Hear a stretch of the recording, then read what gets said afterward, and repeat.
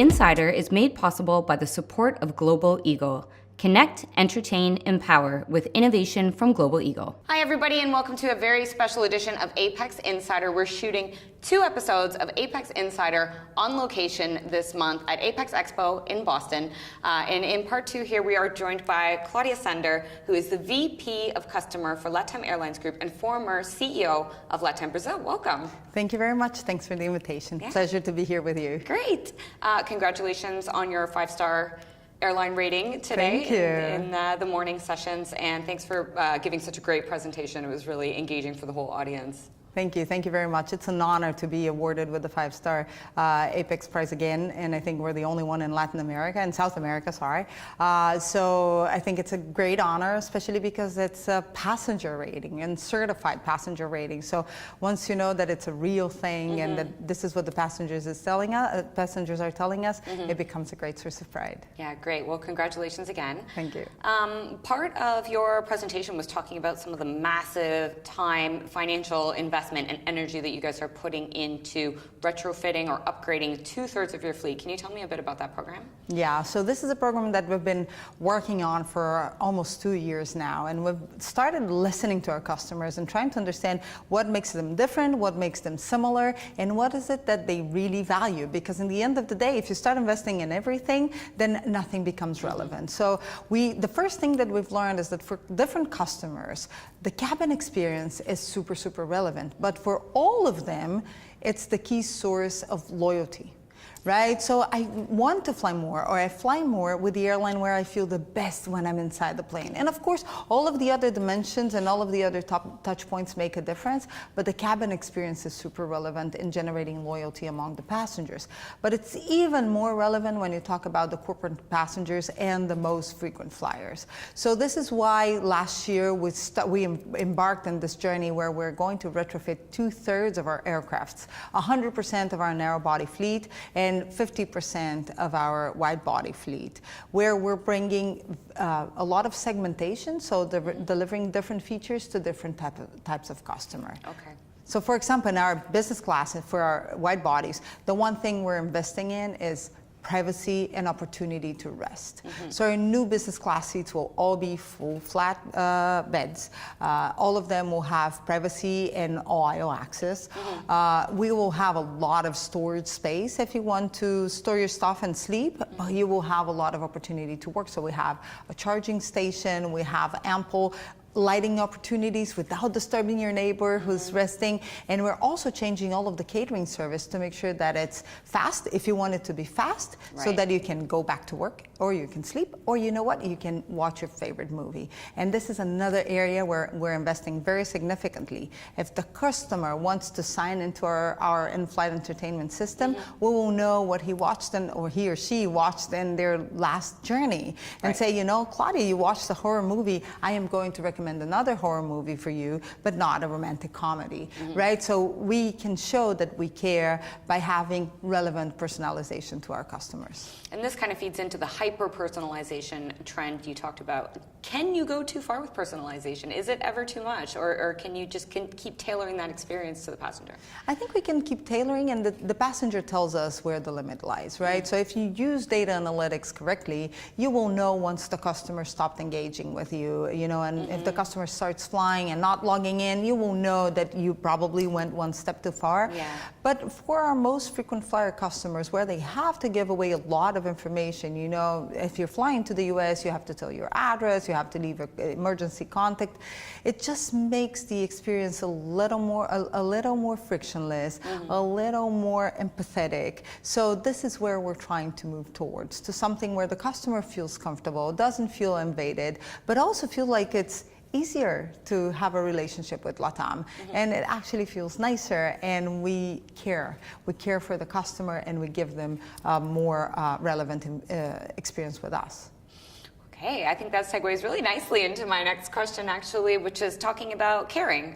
You and I were just having a discussion before we started filming this interview, and we think, talking about the cabins and the fleet upgrades is really great. But you were telling me about some of the incredible humanitarian work that LATAM does, and also some efforts towards sustainability, for the future of the airline for generations to come. Yeah, so we're super proud of being in the Dow Jones Sustainability Index again this year after 5 consecutive years. So it's a source of pride for us because we want LATAM to be here and to be sustainable way after we're all gone. So it's something that we strive for, and I feel like our efforts have been compensated by being in the index again. So there are a lot of sustainability efforts in the sense of fuel efficiency to reduce our carbon emission, our carbon footprint. So for example, our domestic operation in Colombia is already carbon neutral. In Chile, we're working on an effort to have zero waste in the cabin. And today, currently, we have over 25 fuel efficiency initiatives to make sure that we keep working on our target to achieve carbon neutral operations. And we have already in the last 4 years reduced our emissions in over 13% despite our growth. Congratulations. But there's way more to that because we feel very responsible to the communities where we operate. And just last year, we have transported over 450 tons of humanitarian aid material to the floods in Peru, to the fires in Chile, to the hurricane victims in Puerto Rico, or even the floods in Brazil. So this is something that we take really seriously, our social responsibility to the communities where we serve. We also have a really neat program called Cuido Mi Destino, which is I Care for My Destination, where we work with the cities where we fly to make sure that there's more responsible tourism, no sexual tourism exploration, or that we care for the environment in these cities. So we try to leave a positive footprint to the communities that we're serving. That's incredible. I'm particularly intrigued by the goal to have zero cabin waste because I know a lot of times when you're flying international destinations, there's sort of a policy towards incinerating what comes off the aircraft. So how would you address that issue? So we try to use the most biodegradable amount of materials and reducing the volume of everything. So this is the type of initiative that drives us to this direction. It's not a problem that we've solved already, but we're going into this direction. Awesome. Okay, and then finally, something that you talked about on stage today, and it's a topic that we're quite passionate as well at Apex and Apex Media, is women in aviation. Obviously, it's traditionally been a very male-dominated industry. Things are getting better, but what's your position maybe on your own experience coming up through the industry? And when you look at younger generations, is there anything that you're doing or anything you'd like to say to young women who would maybe like to rise to an executive level in the aviation industry? Yeah, I think not only to the executive level, we still have very few female pilots, for example, and we would love to have more of them. In general, women are super committed to their jobs, and we see them being very careful and very committed and, in general, very thorough with everything that they do. So we've seen extremely talented, we've had the first A350 female pilot in the world who's been working with us for a very long time, and it's, again, another source of pride. But I think, again, our industry is still very male-dominated in the management positions, not necessarily inside the planes. We have over 50% of the passengers are women, not necessarily in business class, but we're going to get there. And I think this is just a matter of time. And what I say to the female members of my teams is, do not give up.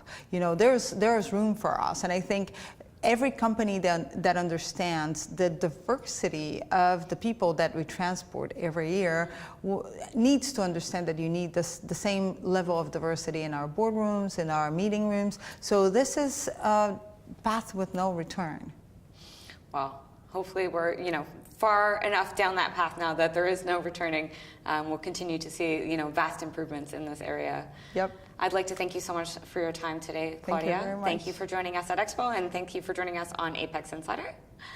And for those of you watching, thank you so much for tuning in. You can learn more about the Airline Passenger Experience Association at www.apex.aero and subscribe to our channel for more great aviation industry interviews.